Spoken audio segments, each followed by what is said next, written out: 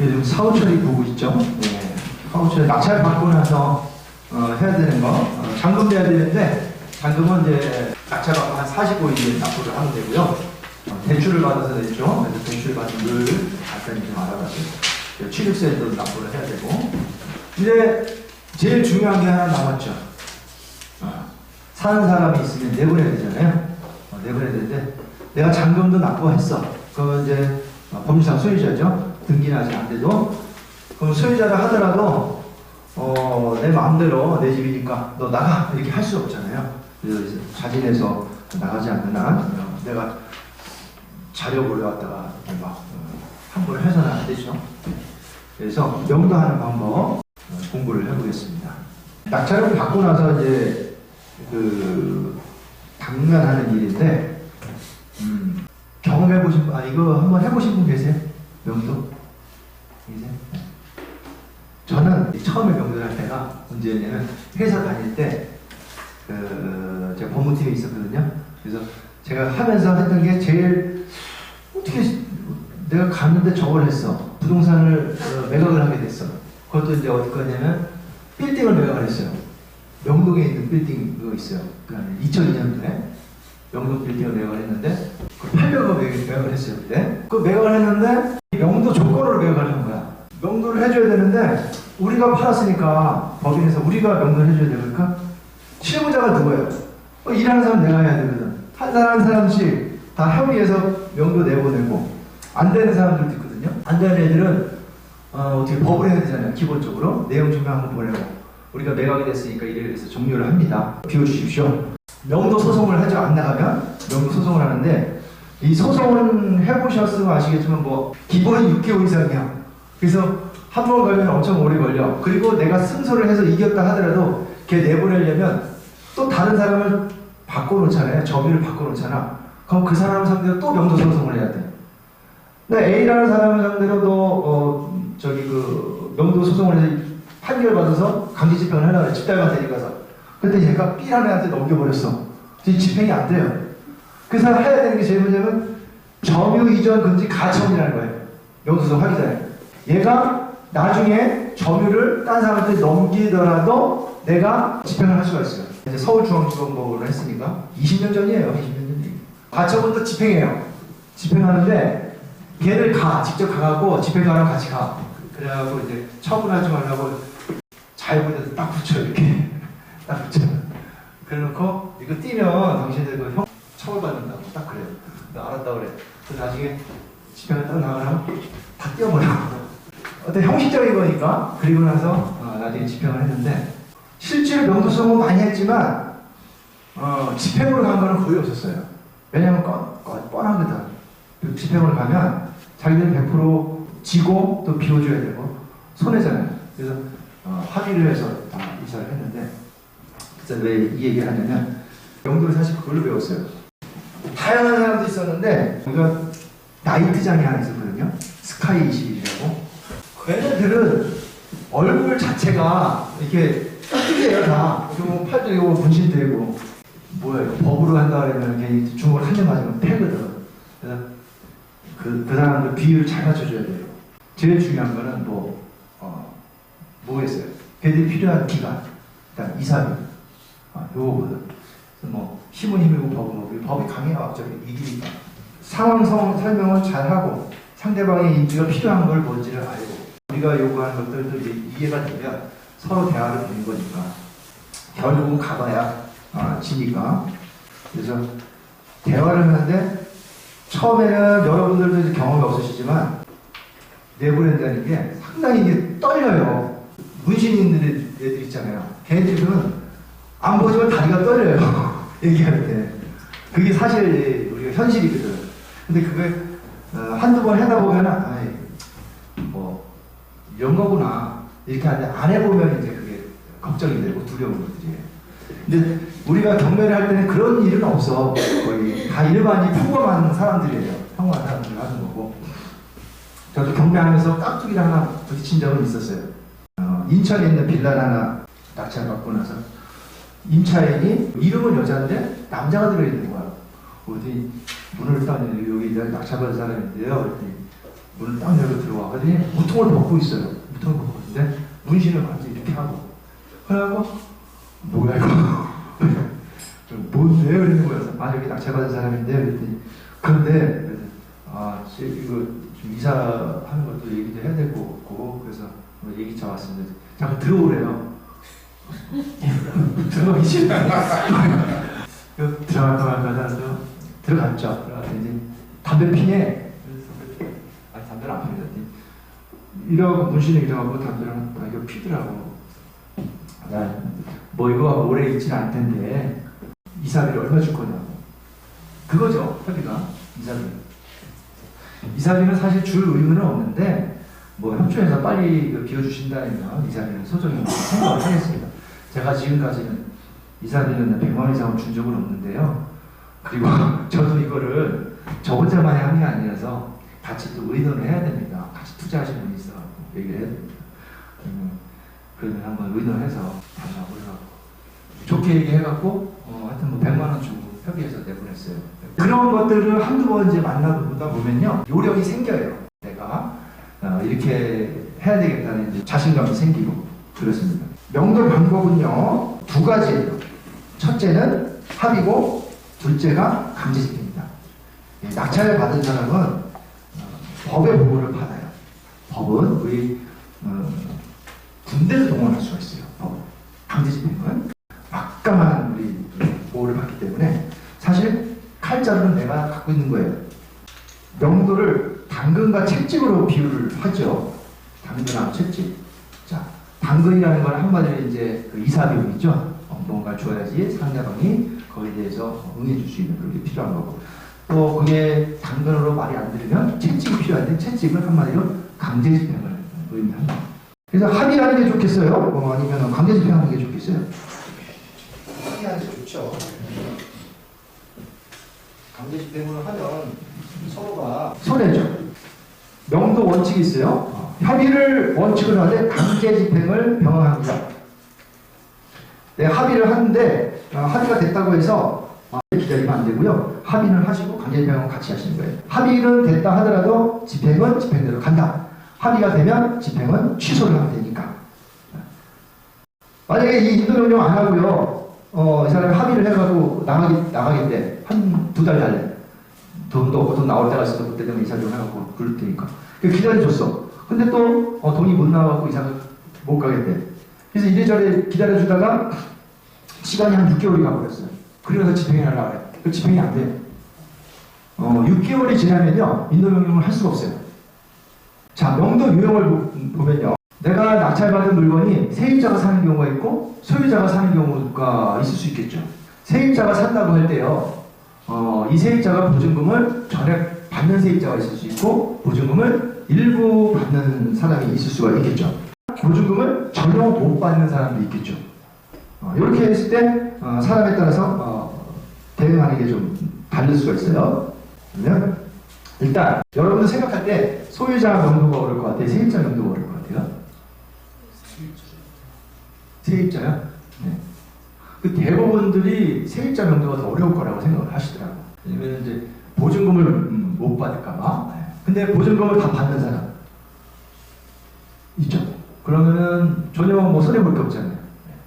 그리고 일부 받는 사람. 근데 제가 보면요, 세입자 명도가 더 쉬워요. 세입자 명도가 더 쉬워요. 소유자 명도가 더 어려워요. 왜 그러냐면 세입자는요 보증금을 받잖아요. 보증금을 받기 위해서 낙찰자한테 명도 확인서가 필요해요. 그럼 내가 세입자한테 명도 확인서를 줘야지만 제가 배당을 받을 수가 있어. 보증금을 받을 수가 있어. 그 명도 확인서라는 거는 말 그대로 명도했다는 확인서거든. 내가 명도 확인서에 인감증명서 첨부해갖고 인감증명서 찍어서 주어요. 그럼 보증금을 배당을 받는데, 말 그대로 명도를 해야지 해주는 게 명도 확인서인데 얘가 안 나가고 있는데 명도 확인서는 내가 줄 필요가 없잖아요. 경매를 낙찰받고 잔금을 내잖아요. 그러면 배당기일이 잡히거든요. 배당기일이 잡히면 이 배당기일날 세입자들, 소유자들 다 배당을 해줘요. 근데 이 배당기일날 세입자가 바빠서 못 나왔어. 일이 있어서 못 나와서 그럼 배당을 안 해주는 게 아니고 배당기일 이후에 필요한 서류만 갖고 오면 아무 때나 해줄 수 있어요. 그래서 배당기일날 얘한테 명도 확인서를 줄 의무는 없어요. 그 이후에 줘도 돼요. 안 주면 돼요. 세입자 명도가 일반적으로 쉬워요. 소유자는요, 이거는 사람 속을 알 수가 없어. 열길을 물속으로 사는 길 사람 속으로 모른다죠. 앞과 뒤가 다른 사람이 많고요. 내가 있잖아요. 이렇게 친절 모드 있잖아요. 그렇게 가시면 안 돼. 내가 좀 묵직한 모드 있죠. 무거운 모드로 사람을 만나서 얘기를 하시고, 그 다음에 상대방이 이 사람이 직업이 뭔지, 그다음에 처한 상황이 뭔지, 이걸 상대방을 좀 파악하는 게 좀 필요해. 소유자도 어떤 사람이 성향이 있냐면, 사업한 사람이 좀 이게 좀 기업체 회장들 이런 사람이 있고요. 아니면 그냥 일반 작은 사업하다가 이렇게 망한 사람들도 있고 그래요. 그런 사람들인데 대부분 보면 좀 큰 기업체 사장들 있잖아요. 회장들. 이 사람들 집 나온 것들 가보면 집이 되게 깨끗하고 깔끔하고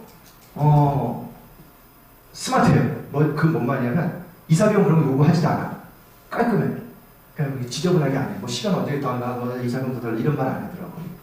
욕심이 좀 많은 사람들 같은 경우에는요, 요 금액을 이사비용을 요구해갖고 안 주잖아요. 안 주면 그 안에 내부 집기 있죠. 이것도 다 부숴나가는 경우도 있어요. 사람 성향이 다 틀려갖고. 예를 들면 나갈 때 이거를 갖다가 도끼를 다 찍어놨어. 다 찍어놔갔어. 그거 아직도 기억나. 그러니까 다치니까 얘기할 때는 내가 결정권자가 아닌 것처럼 얘기를 하셔요. 같이 등록 투자하는 사람이 있다. 내가 사장님이 계시다. 그분한테 같이 승낙을 받아서 얘기를 해야 되겠다. 이렇게 해야지 거기서 바로 하면 안 돼. 그래서 나한테 좀 생각할 시간을 걸고 그 다음에 얘기를 해줘야지. 소유자도 욕심 있는 사람과 없는 사람, 이게 상황이 다 틀려요. 이제 세입자 명도에서 그 보증금을 받는 사람, 일부 받는 사람, 전부 받는 사람인데, 아까 명도 확인서를 받아야지만 배당금을 받는다 그랬잖아요. 그래서 명도 확인서를 좀 볼게요. 명도 확인서는 매수인이 낙찰자죠. 네. 매 임차인에게 임차인이 명도에 있음을 확인하고 지급하는 서류다. 명도 확인서에는 매수인의 인감도장을 날인하고 인감증명서를 첨부해야 한다. 그리고 임차인은 이 명도 확인서가 있어야지만 법원에서 보증금을 받을 수가 있다. 보증금 반환과 임차인의 명도는 동시 이행 관계이기 때문이다. 명도 전에 명도 확인서를 지급할 경우 향후 인도 능력에 의한 강제 집행을 할 수가 없다. 그러니까 명도도 안 했는데 명도 확인서를 주면은 강제 집행이 안 돼요. 근데 명도 확인서를 미리 주는 경우도 있어요. 어떨 때? 얘가 이사 가는 게 확실할 때 미리 주는 경우. 어떨 때가 되겠냐면, 그러면 널 뭘 믿고 내가 명도 확인서 줄 건데, 그리고 안 나가면 나 강제 집행도 못 하는데 안 되잖아요. 명도에서 멀리서 달라고 자꾸 그러는 거야. 그러면 네가 이사를 가면 갔다는 증거를 대봐. 이사 증거, 계약서 있죠. 이사한 계약서. 아니면 내가 언제 이사하겠다는 그 이사짐센터 따라 계약한 계약서. 그걸 갖고 와. 그럼 내가 명도 확인서를 줄게. 이렇게 돼야 돼. 명도 전 세입자가 명도 확인서를 요구할 경우 원칙은 안 된다. 277페이지. 예외로 먼저 지급할 수 있으나 보증금 중 일부는 예치하고 이사 나갈 때 반환해 주는 것이 안전합니다. 방법은 매수인이 명도 확인서를 가지고 임차인과 함께 법원에 가서 보증금을 찾을 때 서로 합의해서 예치하기로 하고 보증금 일부를 임대인 계좌로 입금을 받는다. 그리고 임차인에게 영수증을 써주고 이사할 때 이사 확인 후 나머지 보증금 임차인에게 준다. 명도 확인서를 매수인이 작성해주지 않을 경우 거꾸로 임차인이 나 명도했는데 명도 확인서를 안 줘. 명도 확인서 있어야지 보증금을 받는데 이럴 경우는 어떻게 되냐면 내가 당한 임차인이다. 아니 명도를 했는데 보증금을 받으려면 명도 확인서 했는데 이 새끼가 연락도 안 하고 보증금도 안 주네. 소유자가. 그럴 경우에는 어떻게 하냐면 보세요. 만약 임차인 명도에 매수인 명도 확인서를 주지 않을 경우에는 임차인은 매각 부동산을 매수인에게 명도했다는 입증을 해서 명도 확인서 없이도 배당을 받을 수 있습니다. 예컨대 이사한 전입지의 임대차 계약서 주민등록 초본. 내가 이사했잖아요. 새로 이사한 계약서. 그거는 주민등록 이사했으니 그 주소 이전한 초본. 첨부해서 여기다가 자, 넌 명도 확인서를 받으려는데 주인이 못 듣고 나 명도 확실히 했다. 이래서 받을 수가 있어요. 살고 있는 사람 명도가 있고요. 사람이 안 사는 사람은 명도가 있어요. 자, 그럼 사람이 살고 있는 명도가 어렵겠어요? 아니면 빈집 명도가 어렵겠어요? 사람이 사는 거. 네. 그렇죠. 사람이 사는데 뭐 사람 따라 다르지만 정말 안 나온 사람은 굉장히 힘들죠. 네. 근데 일반적으로 저는 사람 살고 있는 명도가 더 쉬워요.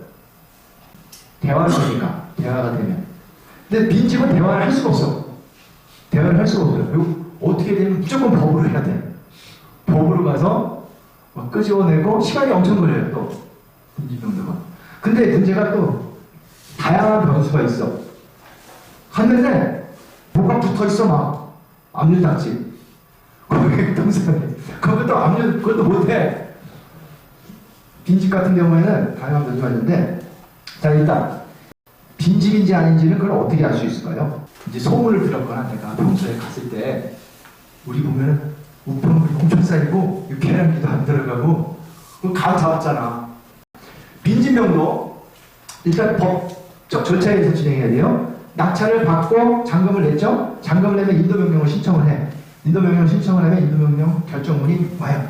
그럼 그 결정문 가지고 강제집행 신청을 넣습니다. 그럼 강제집행 신청을 넣으면 바로 집행을 하지 않고 집행하기 전에 계고를 와요. 지금 뭐냐면 집행하기 전에 한번 경고를 주는 거예요. 여기서 집행이 들어왔으니까 2주 정도 시간을 줄 테니까 그때까지 이사해라. 이렇게 계고를 줘요. 그리고 계고장을 하나 딱 붙여. 그런데 이제 계고를 왔는데 문이 잠겨있어. 아무도 없어. 그러면 어떻게 되면 열쇠공을 불러갖고 강제로 개문을 해요. 문을 따고 들어가서 보니까 짐이 있다, 없다. 두 가지 나눌 수가 있겠죠. 짐이 있다. 짐이 없으면 그냥 거기서 현장으로 바로 저거를 인도를 해줄 수가 있어요. 사진 다 찍고. 근데 짐이 있으면 프로집행해야 돼. 다시 와가지고. 사람이 안 산다고 해갖고 유의해야 할 사항이 있는데요. 사람이 안 산다고 해갖고 내가 임의로 그 물건을 개문해갖고 들어가서 내가 살면요. 형법상 그 주거침입죄. 그래서 문을 뜯었잖아요. 재물손괴죄 걸려요. 그리고 만약에 나중에 소유자가 나타나갖고 나 집이 여기 있었는데 집이 없어졌다. 나 집 못 봤는데 아무것도 없었는데? 뭔 소리야, 나 여기 있는 거 그거 없어졌어. 그러면은 덤핑이 있어요. 그거 큰일 나요. 그래서 빈집은요, 빈집이라고 내가 확실히 알아도 적법 절차 밟아갖고 그렇게 시간이 걸려요. 안전하게 하셔야 돼요. 그래야 뒤탈이 없어. 다쳐요, 나중에. 명도시 점유자와 만날 때 말과 행동은 가벼워 보이지 않는 것이 좋다. 자, 명도시 그 앞에 1 써놓으시겠어요? 1 이렇게 하세요. 1 보기 좋게. 1. 명도시 점유자와 만날 때 말과 행동은 가벼워 보이지 않는 것이 좋다. 너무 친절한 것도 좋지 않다. 제가 보니까요, 사람이 처음에 친절해 주잖아요. 내가 이 사람을 제압하기 힘들어요. 제압을 한다는 건 뭘 제압을 하냐면 나중에 요구하는 거 있잖아요. 그 상황, 이산날짜 이런 거를 할 때 말이 잘 안 들어요. 그래서 명도시 점유자가 처음에 가벼워 보이거나 너무 친절하게 히히하하 할 필요가 없다. 그리고 말을 많이 할 필요가 없어. 말을 많이 하면 좋지가 않고요. 오히려 들어주는 입장이 좋아요. 많이 하지 마시고. 처음에 이제 무거운 모드로 가다가 나중에 웃음을 지면서 헤어지는 모드가 가장 좋아요. 이사병도 이거 무슨 이사병을 그렇게 줘. 나를 못 줘. 돈 주기 없어. 100만 원 이상 안 줘. 나중에 내가 200만 원 주잖아요. 되게 고마워요. 그리고 상대의 사정은 들어주되 응해줄 의무는 없다. 2번 치세요. 2번. 상대의 사정은 들어는 주되 응해줄 의무는 없다. 들어는 줘요. 사실 내가 이거 돈이 많아서 산 거 아니잖아요. 저도 대출받아서 산 거고. 사정이 어려워요. 이자도 요즘 비싸. 그리고 밑에 칼자루는 낙찰자가 지고 있다. 3번. 칼자루는 낙찰자가 지고 있다. 3. 상대방이 안 나가서 내가 애걸복걸 해야 될 상황은 아니고요. 살고 있는 점유자 입장에서 우리한테 좀 시간을 좀 주세요라고 사정을 하면서 애걸복걸 해야 되는 거예요. 안 나가면 강제집행을 하잖아요. 그래서 이 매수인은요 가장 강력한 국가의 공권력을 움직일 수가 있어요. 그래서 내가 든든한 백이 있으니까 내가 인지하시고 주객이 전도되는 걸 하시면 안 돼요. 주객이. 내가 칼자를 쥐고 있는 걸 인지하시고 다만 사람의 이제 자존심 그리고 신경을 너무 예민하게 건드리시는 말은 하지 마시고 욕하고 막 그러시면은 좋지 않아요. 해줄 수 있는 기준 내가 금액을 정했죠. 저주는 척 하면서 그 정도는 좀 어려운데 제가 좀 해보겠습니다. 합의를 탁 하는 거예요. 인도명령 신청을 보면요. 지금 샘플로 제가 인위적으로 하나 찾아서 말씀을 드리는 거예요. 자, 군포시 3번동 삼성캐슬 A동 202호를 내가 낙찰을 받았어요. 여기 보세요. 11월 14일날 낙찰받았는데 8명이 들어왔어. 2억 6,500원. 그래서 자, 일주일 있다가 7일 있다 허가 내죠. 허가 결정 나고 7일에 확정되고 한 달 정도 잔금 납부 줘요. 그래서 12월 18일 예산 잔금 납부했어. 잔금 납부하고 인도명령 하라고 그랬죠. 자, 법원 가면 이거 대법원 정부 사이트예요. 여기에서 보면 인도명령 하면 이렇게 돼 있어요. 여기 인도명령 사건 번호예요. 2023 타인 10008. 여기에서 자, 아까 법원이 안양지원이잖아요. 이 안양지원 2023 타인 8. 자, 이러면은 사건 검색이 나와요. 인도명령 2023 타인 10008 사건의 인도명령. 경매 3개 22일날 접수가 됐어요. 18일날 잔금 내고 22일날 접수했네. 자, 내용이 나와요. 신청인 이재원. 이 사람이 누구예요? 낙찰받은 사람이에요. 소유자. 피신청인 소유자. 정병된 사람. 소유자를 상정한 거야. 자, 여기 사건 진행 내용을 좀 자세히 보면 결정된 게 없네 아직. 신청도 접수만 된 거야. 이 접수가 되면요. 뒤에 설명드리겠지만 이제 인도명령 결정이 나와요. 결정 나와. 그러면 결정문을 일단 송달을 해. 송달 누구에게 송달 며칠 이게 됐다 이게 또 표시되나요? 그래서 이런 진행 사건을 이렇게 보면 돼요 우리가. 대법원 나의 사건 검색에서 조회해서 진행 상황을 체크하시는 거예요 이렇게. 자, 그다음에 인도명령 결정과 집행 신청이 최대한 빨리 진행될 수 있도록 한다. 뭐 내가 마음대로 안 되지만 법원에다 담당 경매기에다 물어보면 돼요. 왜 진행한 거 왜 어떻게 됐어요? 이 공무원들이 바빠갖고 깜빡하는 경우도 있어. 그래서 늦으면 전화해서 물어봐야 돼. 해달라고. 합의가 됐다. 그래 언제까지 비울 테니까 이사비용 얼마 줄게. 이게 합의가 됐어요. 제일 중요한 건 그거지. 언제까지 이사하겠다. 그럼 이사비용 얼마 주겠다. 이 얘기예요. 그러면 합의서를 작성하는 게 좋아. 그 말로해서도 법적인 효력이 있는 거 아니에요? 구두도 효력이 있는 거 아니에요? 맞아요. 구두도 효력이 있어. 그런데 뒤집는 거는 금방 뒤집어. 내가 언제 그랬냐. 그럼 문서를 남기는 게 좋고 문서를 남겨야지 서로가 사람이 지키려고. 그렇지 않아요? 뭘 써야지 서로가 지키려고 그래. 그래서 합의각서 쓰는데 한번 보세요. 뒤에 이 양식은 소유자 낙찰받은 사람, 사용자 부동산 표시. 그러면 을은 이 표시 목적물에 대한 다음 가지 성실히 이행하기로 약속한다. 을이 누구예요? 정유자. 을은 이 목적 부동산을 타인에게 이전하고 정의를 변경하지 않는다. 을은 몇 년 몇 월 며칠까지 이 부동산을 가볍게 명문한다. 이사한다. 을은 상기 명동일까지 세납 관리 등 각종 공과금을 정산한다. 여기에 우리가 해야 될 게 다 나와. 이사 나갈 때 관리비를 다 정리해야 되겠죠. 이사 나가는 날까지. 그 다음에 또 하나. 이게 중요한 게 건물에 붙잡힌 전등 싱크대 등 부착물과 시설물을 현 상태로 두고 이사한다. 어떤 사람들 있잖아요. 나갈 때 이거 뛰어나가는 사람이 있어요. 여기 그 제일 많이 뛰어가는 거 뭔지 아세요? 정말 많이 뛰어가. 이사가면서 그 버로킹. 이거는 저기 내가 달고 온 건데 뛰어가고 또 어떤 사람은 등도 뛰어가. LED 등 있잖아요. 이거는 내가 와가지고 내가 새로 생각해서 가져가서 써야 된다. 어떤 사람은 이거 집은 아닌데 그 사무실 있잖아요. 시스템 같은 거 거기서 뛰어가. 시스템은 내가 설치한 건데 뛰어가. 그럼 생각지 않은 게 막 없어지잖아. 그러면 내 이 소리 안 줘. 이런 거 골아프단 말이야. 그러니까 이런 거 건물에 붙잡힌 전등 싱크대 이런 거 그냥 놔두고 이사한다. 이거 써줘야 돼.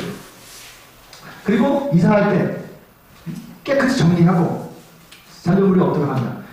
뭐 이사를 했는데 뭐 쓰레기도 놔두고 그 폐기물 같은 거 있잖아요. 농 같은 거 그런 것도 그대로 놔두고 이거 이사비 달래. 이거는 뭐야? 근데 이거 버릴 거네. 그냥 버리래. 그럼 다 깨끗이 버리고 가야지. 그죠? 없도록 한다. 그리고 만약에 이것도 있어요. 놔둔 거는 내가 임의로 그걸 처분해라고 해서 처분해도 좋다는 거를 받아야 돼요. 나중에 처분했는데 내가 그거 언제, 너 보고 처분하라 그랬어. 이러면 큰일 나거든. 그래서, 남아있는 잔존물은 내가 폐기 처분해도 파손 분실든 명한 책임을 묻지 않게 한다. 뭐야? 그리고 네가 나가야 되는데 안 나가면, 약정한 날에 안 나가면 어떻게 할 건데? 소유권 이전일부터 내가 잔금한 납부한 날부터 명도일까지 지연소득금 있죠. 임대료 납부, 월세 이걸 납부해야 된다. 그리고 제일 중요한 거, 이사 비용을 얼마 줄 거냐? 갑은 나는 우리 3기 1에서 6번함을 성실히 이행함을 전제로 이사비로 금 얼마를 이렇게 주겠다. 언제 준다? 명도 완료 후 즉시. 이거 먼저 준다 하면 안 돼. 명도 이사한 거 확인하고 즉시. 그러니까 요거 양식을 그대로 쓰시면 돼요. 이사할 때. 자, 이사하는 날 이사비용을 줘야 될 거 아니에요. 그럼 이사비용을 얼마 주면 영수증을 받으셔. 영수증을 이렇게 이런 형식으로 얼마 한다고. 근데 내가 이사비용을 주잖아요. 이 이사비용을 갖고 나중에 양도소득 때 경비 처리를 받을 수 있을까요? 금액이 올라서 팔았어. 그럼 양도소득세 내잖아요. 그러면 내가 이제 들어간 비용들, 취득세나 이런 것들 경비 처리 받으면 비용에서 빼주거든. 그럼 여기서 이사비용을 줬다. 경비 처리가 될까요? 요거는 안 돼요. 경비 처리는. 양도소득세. 근데 법인은 또 돼. 약차받은 사람이 법인이면. 여기 해놨죠? 명도별 비용 처리 되냐? 예? 아파트나 집합건물은 관리비 있잖아요? 관리비 정산. 그걸 잘 하셔가지고 납부한 거 확인하고 그리고 이제 이사비용 주는 거예요. 그거는 미리 관리소에다가 얘기를 해놔야 돼요. 저 사람 언제 이사 갑니다. 그때까지 관리비 계산해 주세요. 이렇게. 그리고 아파트가 아니다 그러면요. 빌라를 낙찰받았다. 단독주택을 받았다. 그러면은 관리비가 따로 없잖아요. 이럴 경우에는 도시가스. 그죠? 그냥 한전, 전기. 여기다가 미리 얘기해가지고 그날까지 날짜 계산하게끔. 그건 사용인 사람들이 시켜야지. 내가 하는 게 아니고. 경매를 해보면서 제가 이 정비지원 금지 가처분 있잖아요. 이거는 할 필요가 없어. 괜히 돈만 들어요. 정비지원 가처분은 왜냐면 좀 시간이 오래 걸릴 때 우리가 명도 소송할 때 그럴 때 점유 이전을 미리 금지하기 위해서 가처분을 해놓는 건데 인도명령이라는 건요 굉장히 빨라요. 한 3일이면 나와요. 바로 집행도 신청 넣으면 시간이 오래 걸릴 때는 하는 정비지원 금지 가처분을 하는 거지 이럴 때는 굳이 할 필요 없어요. 저도 처음 몰랐을 때 실무를 할 때는 빌딩 명령하고 할 때는 정비지원 금지 가처분을 세트를 항상 먼저 했어요. 그리고 경매를 일을 하면서 처음에 했었어. 했더니 이건 돈만 들어가지 할 필요가 없어. 거의 필요 없어. 그래서 이제 변호사 사무실 가면 그걸 하라고 그럴 거야. 아마. 돈이 되니까 돈 받아주세요. 할 필요가 없어. 인도명령 하시면 되고 상황에 따라서 정말 이런 애들은 안전하게 확실하게 해야 되겠다. 그러면 뭐 그렇게 할 수도 있겠죠. 인도명령 결정이 나왔어요. 그 집행을 어떻게 하냐면요. 여기 송달이 돼야 돼요. 송달이. 인도명령 결정문이라고 해서 나한테 신청한 채권자한테 송달하고 상대방, 채무자한테도 송달을 해요. 상대방한테 송달이 돼야지만 효력이 돼요. 효력이 된다는 거는 집행을 할 수 있다는 거예요. 요건이. 그러면 상대방한테 송달이 되는지 어떻게 하냐면요. 나의 사건 검색 보면 송달이 됐는지 표시를 해놔요. 거기에. 그걸 보고 송달됐네? 그럼 이제 집행 신청해야지? 이러면 돼요. 상대방이 송달이 되면 신청인이 송달받은 인도명령 결정 정보를 첨부해서 인도명령 결정문이 나한테도 오잖아요. 이거를 담당 경매계에 가가지고 자 이거 송달 채무자 송달됐으니까 송달 증명원 그다음에 이거 집행하기 집행문 신청 이거를 해주세요. 네. 신청서 송달 증명원 집행문 부여 신청서 법원 가면 양식이 다 있어요. 또 신청자 나 피고 안 나가는 사람 채무자 안 나가 주민등록번호를 안 쓰면 돼요. 모르니까 여기는 여기 표시했는데 집행문 부여 신청 체크 동그라미 했대요. 송달 증명은 체크 이렇게 인치가 들어가는데 여기 한 개당 500원씩 집행부여 500원 송달 증명은 500원 합계 1,000원 여기 들어가요. 여기 종이 하나 줘요. 그거 가지고 어디를 간다? 집행관 사무실 가는 거예요. 여기 집행관 사무실이 어디에 저쪽으로 가시죠. 집행관 사무실 가면 강제 집행 신청을 해야지 이제. 강제 집행 신청서 여기 있어요. 가면 이제 강제 집행 신청서 쓰는 거예요. 자, 인도면허 결정문이 있었어. 그다음에 선결증명은 집행문이 있어요. 이거 가지고 강제 집행 신청을 하는데 신청서가 이렇게 생겼어요. 채권자 이름 내가 쓴다. 채무자 그대로 써주면 돼. 집행물 목적서 그 낙찰받은 주소지. 집행번호는 뭐냐면 판결문이죠. 한마디로 내가 받은 인도면허 결정문 이거 쓰시면 돼요. 이렇게. 자, 인도 동사 인도 이게 쓰는데 집행 신청할 때 돈을 예납을 해야 돼요. 집행비용을 처음에 돈이 뭐 한 150 든다 그러면 신청 접수비만 일단 내고요. 내가 접수비만 내고요. 요거 본 집행 비용은 나중에 집행할 때 그때 낼게요. 이렇게 하셔도 돼요. 접수비만 예납하려면 한 돈 10만 원 정도 낼 거예요. 그리고 나서 이제 집행 신청을 해놓게 되면 기다려요. 이따가 집행관 사무실에서 연락이 와요. 개고나가겠다고. 강제 집행을 하기 전에 집행관이 방문해서 채무자에게 일정 기간을 주고 그때까지 자진 인도하지 않으면 강제 집행하겠다는 경고 및 채무 통첩입니다. 개고 후에 1, 2주 정도 시간을 줘요. 그리고 본 집행을 하게 되는데 만약에 1, 2주 정도 줬는데도 안 나간다. 그럼 사실 얘들이 바로 집행을 하는 게 아니고요. 실무상 꽤 오래 걸려요. 2주 있다 집행한다 해도 또 오래 걸리더라고요. 법원마다 좀 차이가 있는데. 잔금을 그러니까 잔금 납부 전에 낙찰을 받고 잔금을 납부할 때까지 이제 그 임차인이나 정규자들하고 일정 수준으로 합의를 했겠지만 합의가 잘 원만하게 진행이 되더라도 무조건 잔금 납부하는 날은 인도 명령을 한다 이렇게 이해하면 될까요? 무조건 하셔야 돼요. 인도 명령. 합의가 되죠. 하시고 취하하시면 되고요. 집행 다 본 놓고도 취하면요 돈 한국 계좌로 돌려줘요. 손해볼 거 없어요.